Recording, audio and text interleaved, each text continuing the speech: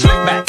No, slick back. That's what I said. Slick back. No, nigga, I'm a pimp named Slick back. Pimp named Slick back. Pimp named Slick back. Nigga, are you deaf? I'm a pimp named Slick. Negara. Menurut KBBI, kata negara dapat diartikan ke dalam dua hal. Yang pertama, negara adalah sebuah organisasi yang berupa suatu wilayah dan memiliki kekuasaan tertinggi secara sah serta ditaati oleh masyarakat di dalamnya.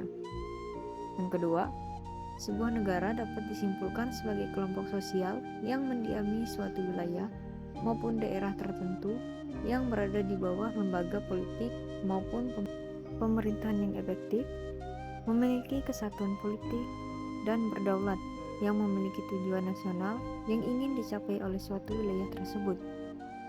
Sebuah wilayah dapat dikatakan sebagai sebuah negara jika wilayah tersebut telah memenuhi berbagai unsur yang diperlukan oleh sebuah negara di dalamnya. Hingga saat ini, jumlah negara di seluruh dunia mencapai 195 negara. Setiap negara tersebut memiliki bentuk pemerintahan yang berbeda antara satu sama lain, di mana ada yang menggunakan sistem pemerintahan kerajaan sampai republik. Selanjutnya kita masuk ke bagian negara Indonesia. Kata Indonesia berasal dari bahasa Yunani kuno, yaitu Indus, yang merujuk kepada sungai Indus di India, dan Nesos, yang berarti pulau. Jadi kata Indonesia berarti wilayah kepulauan India atau kepulauan yang berada di wilayah India. Indonesia merupakan negara terluas ke-14, sekaligus negara kepulauan terbesar di dunia dengan luas wilayah sebesar 1,9 juta km², serta negara dengan pulau terbanyak ke-6 di dunia dengan jumlah 17.504 pulau. Selain itu, Indonesia juga menjadi negara berpenduduk terbanyak keempat di dunia dengan penduduk mencapai 278,8 juta jiwa. Semboyan nasional Indonesia adalah Bhinneka Tunggal Ika, yang berarti berbeda-beda tetapi tetap satu, yang bermakna juga yaitu keberagaman sosial budaya yang membentuk suatu kesatuan negara. Selain memiliki penduduk yang padat dan wilayah yang luas, Indonesia memiliki alam yang mendukung tingkat keanekaragaman hayati terbesar kedua di dunia. Sekarang kita lanjut ke bagian provinsi. Provinsi adalah suatu satuan teritorial, sebuah wilayah administratif pemerintahan di bawah wilayah negara yang dikepalai oleh seorang gubernur. Masing-masing provinsi dibagi atas kabupaten dan kota. Saat ini di Indonesia terdapat 38 provinsi. Kalimantan Tengah adalah salah satu provinsi di Indonesia yang terletak di Pulau Kalimantan. Ibu kotanya adalah Kota Palangkaraya. Provinsi Kalimantan Tengah memiliki luas wilayah sebesar 1.503,5 ribu km², yang menjadikannya sebagai provinsi terluas di Indonesia setelah Provinsi Papua dimekarkan menjadi beberapa provinsi baru pada tahun 2022.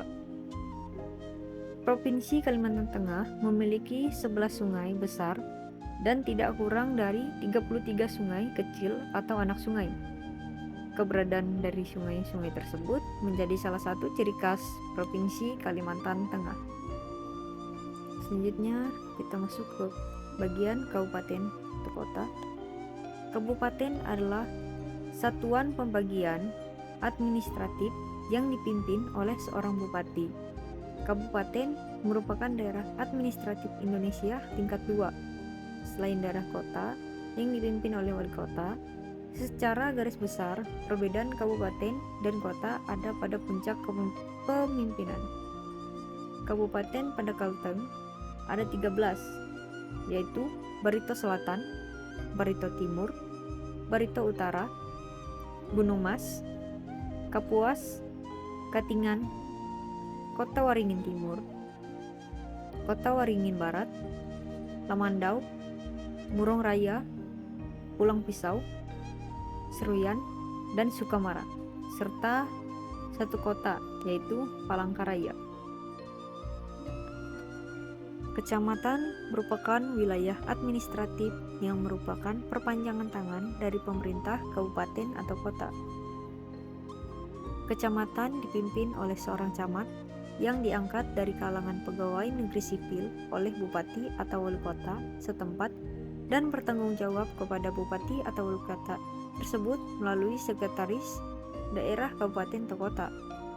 Kabupaten Katingan terdiri dari 13 kecamatan, yaitu Bukit Raya, Kamipang, Katingan Hilir, Katingan Hulu, Katingan Kuala, Katingan Tengah, Marikit, Mandawai, Petak Malai, Pulau Malan, Senaman Mantike, Tasikpayawan, dan Tewang Sanggalang Garing. Kita lanjut ke bagian desa, kelurahan. Kelurahan merupakan unit administratif yang terdapat di dalam kota atau kabupaten. Kelurahan biasanya merupakan bagian dari kecamatan dan dipimpin oleh seorang lurah. Desa merupakan unit administratif yang terdapat di dalam wilayah pedesaan.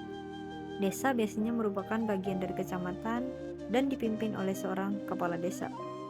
Kabupaten Katingan terdiri dari 7 kelurahan dan 154 desa. Menurut Kamus Besar Bahasa Indonesia, istilah atau nama dusun artinya kampung, desa, atau dusun. Dusun adalah bagian dari desa. Satu dusun kadang terdiri dari beberapa RW dan tentunya RW adalah kumpulan dari RT. Yang memimpin dusun adalah kepala dusun yang merupakan bagian dari pemerintah desa karena seorang perangkat desa. Rukun warga atau sering disingkat RW merupakan lembaga pemerintah yang terdiri dari beberapa kelompok RT di suatu desa atau kelurahan dan dipimpin oleh satu ketua RW, sedangkan RT adalah rukun tetangga yang menghimpun beberapa kepala keluarga atau kakak di setiap desa atau kelurahan dan dipimpin oleh satu ketua. Fungsi dari RW dan RT sebagaimana dijelaskan berikut, yaitu membuat data penduduk akan pengamatan tertentu yang diperlukan sebagai arsip desa atau kelurahan dan menggerakkan masyarakat untuk berpartisipasi dalam kegiatan tertentu. Selanjutnya kita masuk ke bagian APBN. Anggaran pendapatan dan belanja negara merupakan rencana keuangan tahunan pemerintah Indonesia. APBN berisi daftar sistematis dan terperinci yang memuat rencana penerimaan dan pengeluaran negara selama 1 tahun anggaran dimulai pada tanggal 1 Januari sampai dengan 31 Desember. APBN mempunyai fungsi otorisasi, perencanaan, pengawasan, alokasi, distribusi, dan stabilisasi. Semua penerimaan yang menjadi hak dan pengeluaran yang menjadi kewajiban negara dalam 1 tahun anggaran harus dimasukkan dalam APBN. Hal ini dilakukan untuk menjaga kepentingan bagi masyarakat maupun negara. Selanjutnya kita masuk ke bagian APBD. Anggaran pendapatan dan belanja daerah merupakan rencana keuangan pemerintah daerah selama 1 tahun yang ditetapkan oleh peraturan daerah. APBD dapat dijadikan sebagai sarana komunikasi pemerintah daerah kepada masyarakatnya mengenai prioritas pengalokasian yang dilakukan oleh pemerintah daerah setelah berkoordinasi dengan pihak legislatif DPRD. APB Desa adalah rencana keuangan tahunan pemerintah desa yang dibahas dan ditetapkan oleh kepala desa bersama Badan Permusyawaratan Desa melalui peraturan desa. Tahun anggaran APBD desa meliputi masa 1 tahun. PD desa terdiri atas bagian pendapatan desa, belanja desa, dan pembiayaan. Pendapatan asli daerah atau PAD, yaitu pendapatan yang diperoleh daerah yang dipungut berdasarkan peraturan daerah sesuai dengan peraturan perundang-undangan. PAD bertujuan memberikan kewenangan kepada pemerintah daerah untuk mendanai pelaksanaan otonomi daerah sesuai dengan potensi daerah sebagai perwujudan desentralisasi.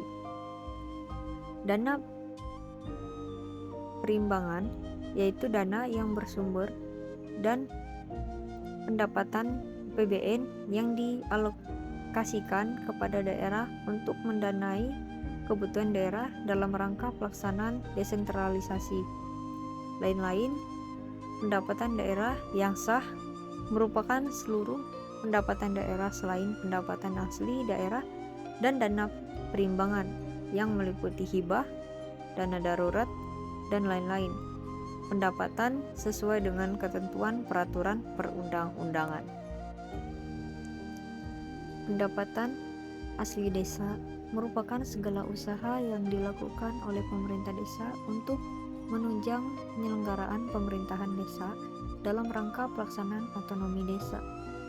Pendapatan asli desa terdiri atas hasil usaha, hasil aset, swadaya, dan partisipasi, gotong royong, dan pendapatan lainnya yang diperoleh dari masyarakat desa.